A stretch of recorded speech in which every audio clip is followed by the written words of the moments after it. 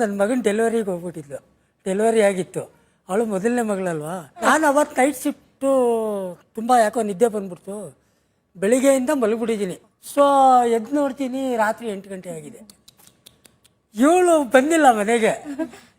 ಇವಳು ಅಲ್ಲೇ ಇವರ ಸ್ಕೂಲ್ ಹತ್ರನೇ ಕೂತ್ಕೊಂಡ್ಬಿಟ್ಟಿದ್ದಾಳೆ. ಅದು ಕಾನ್ವೆಂಟ್ ಅಲ್ವಾ, ಅಲ್ಲಿ ಸಿಸ್ಟರ್ಸ್ ಅವರು ಇವ್ರು ಇರ್ತಾರಲ್ಲ, ಅವರು ಇವಳು ಒಂದು ಕಡೆ ಕೂತ್ಕೊಂಡು ಎಳ್ದಾಗ ಕೂತಿದ್ದಾಳೆ. ಅವಾಗ ಅವರು ಇದು ಸ್ಪಂದನ ಅಲ್ವಾ ಅಂದ್ಬಿಟ್ಟು ಅಲ್ಲಿ ಬೋರ್ಡಿಂಗ್ ಎಲ್ಲ ಇದೆ.